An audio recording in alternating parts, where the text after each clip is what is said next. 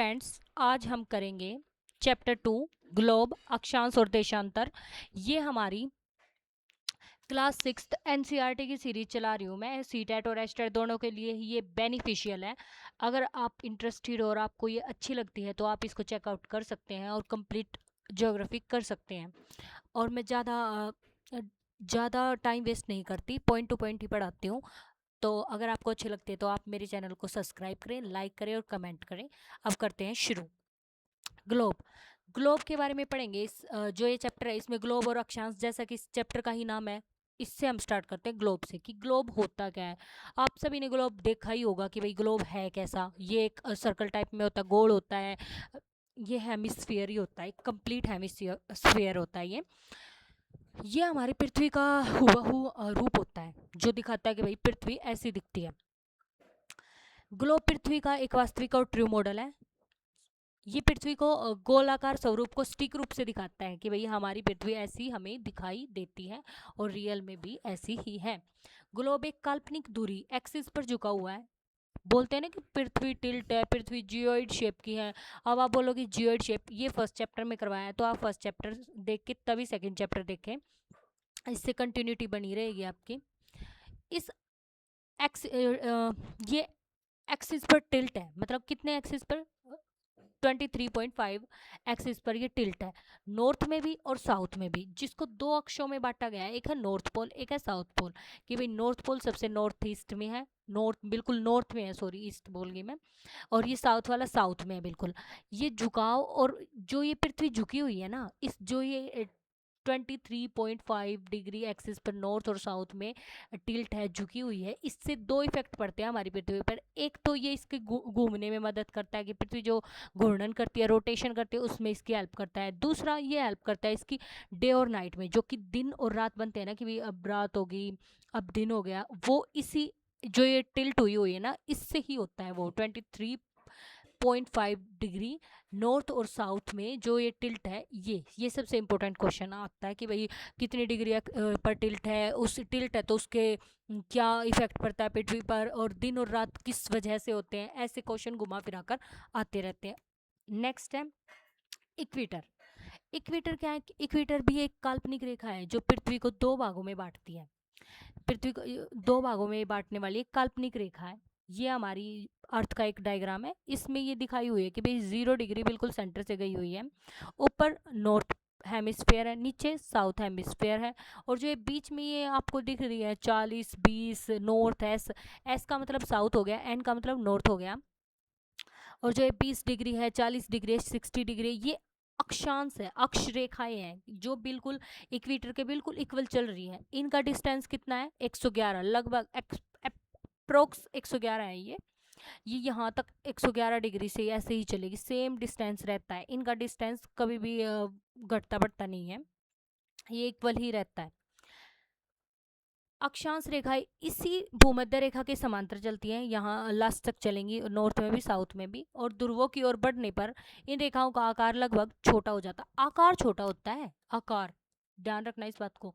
इनका डिस्टेंस छोटा नहीं होता, आकार। जैसे अब ये छोटा सर्कल बन गया, फिर ये थोड़ा इससे बड़ा, फिर ये इससे थोड़ा बड़ा, ये इससे थोड़ा बड़ा, और सबसे बड़ा सर्कल कौन सा? 180 डिग्री का सर्कल है जो हमारा इक्वेटर है। इसको सबसे बड़ा सर्कल ग्रेट सर्कल भी बोला जाता है। क्वेश्चन आता है कि भाई ग्रेट सर्कल क्या है, तो ग्रेट सर्कल ही हमारा ये 0 डिग्री इक्वेटर है। नेक्स्ट, पृथ्वी की प्रमुख अक्षांश रेखाएं। कौन से इंपॉर्टेंट अक्षांश है हमारी पृथ्वी पर, कौन सी लैटिट्यूड है? लैटिट्यूड जो रेखाएं लेटी हुई है, ये आपको लेटी हुई दिख रही होंगी, देखो ये ऐसी लेटी है, ये भी लेटी है, मतलब ये लेटी हुई है, इनको ही अक्षांश बोला गया है। पृथ्वी पर जलवायु और भौगोलिक स्थिति को समझने के लिए कुछ मुख्य अक्षांश रेखाएं हैं जो निर्धारित की गई। इनमें से प्रमुख है 0 डिग्री, सबसे मेन तो हमारी 0 डिग्री। उसके बाद ऊपर की तरफ चलते हैं हम, नॉर्थ की तरफ। इस डायग्राम की मदद से करते हैं।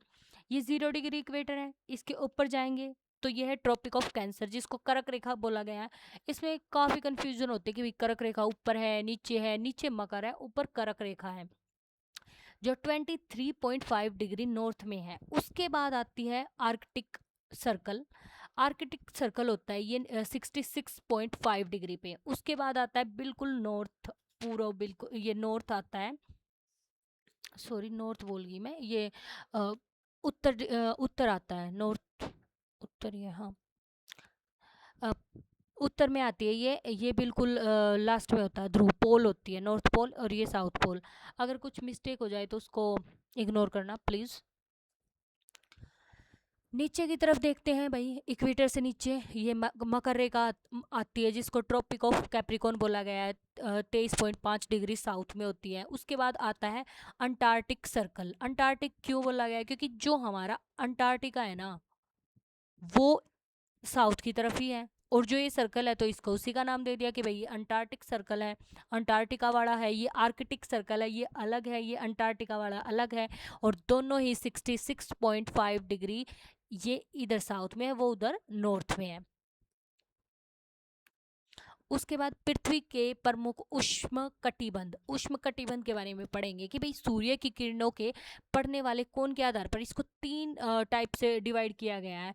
फर्स्ट है टोरिड जोन, जैसे हमारी पृथ्वी गोल है बिल्कुल, उसको बीच में से इक्वेटर चला गया, इक्वेटर से 23 डिग्री ऊपर और 23 डिग्री नीचे वाला जो कर्क रेखा और मकर रेखा के बीच का जो पार्ट होता है ना, उसी को टोरिड जोन बोला गया है। वो सबसे गर्म होता है बिल्कुल, जो सूरज है उसकी सनलाइट सीधा डायरेक्ट इस टोरिड जोन में ही आती है, तो ये सबसे हीट वाला एरिया होता है। उसके बाद आता है शीतोष्ण कटिबंध, ये कर्क रेखा और मकर रेखा, जैसे ऊपर कर्क है नीचे मकर है, और ध्रुवों के वृत्तों के बीच जो सर्कल थे ना 66.5 डिग्री में, साउथ वाला और नॉर्थ वाला, उनके जो बीच का जो टेम्परेचर एरिया होता है ना, मतलब इधर आगे 23.5 डिग्री, ऊपर हो गया 66 डिग्री, उन दोनों के जो बीच का एरिया होता है उसको शीतोष्ण कटिबंध बोला गया है, जिस पे तापमान हमेशा मध्यम रहता है। यहाँ टेम्परेचर ज़्यादा ना तो ज़्यादा हीट होती ना ज़्यादा ठंड होती, ये नॉर्मल टेम्परेचर वाला जोन है। उसके बाद आता है फ्रिज्ड जोन। फ्रिज्ड जोन इसके नाम से कि भाई फ्रिज में जम गए क्या, बिल्कुल बर्फ, बिल्कुल ठंडे, ऐसा चिल वाला, बिल्कुल ऐसे, ये पोल्स पे होता है, नॉर्थ पोल में भी और साउथ पोल में भी। और यहाँ तो बिल्कुल ही हीट नहीं पहुंच पाती, थोड़ी थोड़ी सनलाइट जाती है, तभी तो सुना होगा ना कि भाई 6 महीने तक दिन और 6 महीने तक रात, वो इसी वजह से होती है, और इन्हीं जोन में होती है, पोल्स वाले जोन में। उसके बाद आता है देशांतर रेखाएं और प्रधान मेडिटेरियन, या जो रेखा है ना कि भाई जो पूरी वर्ल्ड का टाइम बताती है कि भाई ऐसा एक कॉमन टाइम ऐसे कैसे डिसाइड करना है, तो उसी को बोला गया है 0 डिग्री होती है ये। उत्तरी ध्रुव और दक्षिण ध्रुव को जोड़ने वाली लंबवत, जैसे उत्तर और दक्षिण को जोड़ती है लंबवत लंबी लाइन है, जो इसको 0 डिग्री को, इसी को बोला है लॉन्गिट्यूड। हाँ, एक कंफ्यूजन होता है कि भाई लॉन्गिट्यूड कौन सी है। लॉन्गिट्यूड ये खड़ी हुई है, जो ये इस वाले फोटो में दिख रही है ना, जो इस इमेज में, ये सारी की सारी लॉन्गिट्यूड है, लंबी रेखाएं हैं जो खड़ी हुई हैं। और इससे पहले वाले में ये थी लेटीट्यूड, लेटी हुई है ना, जो लेटी रेखा है वो लेटीट्यूड है, और जो खड़ी है वो लॉन्गिट्यूड है। और इनका डिस्टेंस भी अप्रोक्स 111 किलोमीटर ही होता है, बट ये यहाँ पे आके ज़ीरो भी हो जाती है, और इनका डिस्टेंस वो हो जाता है, लेकिन उनका नहीं घटता, उनका डिस्टेंस सेम रहता है लेटीट्यूड का। अक्षांश रेखाओं के विपरीत देशांतर रेखाओं की लंबाई बराबर होती है। जो अक्षांश रेखाओं के विपरीत है, देशांतर रेखाएं जितनी भी होगी ना, इन सब की लंबाई तो सेम होगी, और इनकी कुल संख्या 360 डिग्री होती है। इनकी संख्या 360 डिग्री है, जितनी भी लंबी रेखाएं हैं, क्योंकि यहाँ 0 से शुरू हो गया एक सर्कल, तो 360 डिग्री का ही होता है, तो इनकी संख्या भी 360 ही है, और उनकी 181 थी।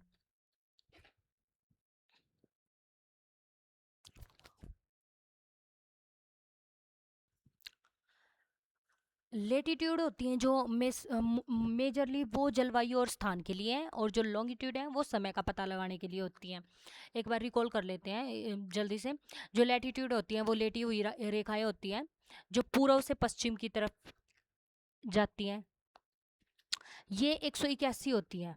और जो लॉन्गिट्यूड होती हैं ये खड़ी हुई रेखा है, जो उत्तर से दक्षिण में जाती हैं, इनकी संख्या है 360 डिग्री, जो यहाँ पे लिखा हुआ है, और ये टाइम का पता लगाने के लिए इनका हम यूज़ करते हैं।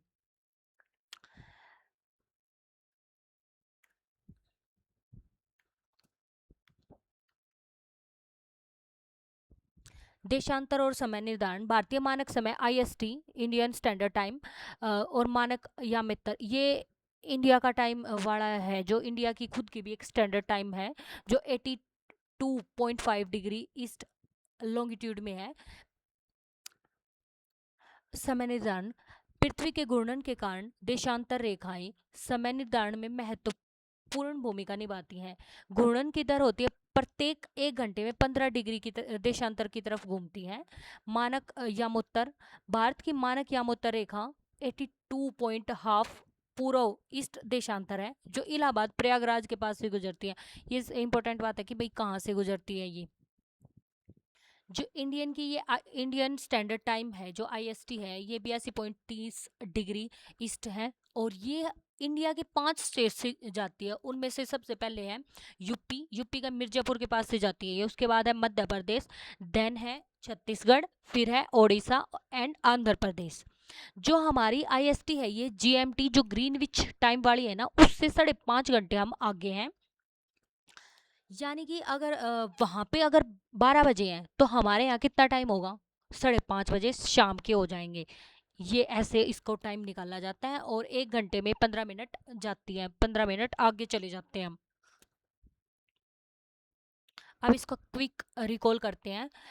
प्राइम मेडिरियन 0 डिग्री देशांतर है, जो ग्रीनविच से गुजरती है और पृथ्वी को पूर्व और पश्चिम गोलार्ध में बांटती है। उसके बाद आते हैं महत्वपूर्ण अक्षांश कौन से। कर्क रेखा 23.5 डिग्री नॉर्थ में है। मकर रेखा 23.5 डिग्री साउथ में है। भारत की स्टैंडर्ड मेडिटेरियन ये 82.30 डिग्री पूर्व से जाती है, जो भारत के 5 राज्यों में से गुजरती है। मिर्जापुर से ये निकलती है, यूपी के वहां से। Thank you. ये चैप्टर यहीं ख़त्म होता है। इसके बाद हम नेक्स्ट चैप्टर करेंगे। अगर आपको मेरी सीरीज़ अच्छी लग रही है तो प्लीज़ प्लीज़ लाइक करें, कमेंट करें, शेयर करें और मेरे चैनल को सब्सक्राइब करें। और इस पूरी लिस्ट को जो हम बनाएंगे सीरीज़ एनसीईआरटी की, इसको प्लीज़ देखें आप सभी। ये आपके लिए काफ़ी बेनिफिशियल होगी। Thank you.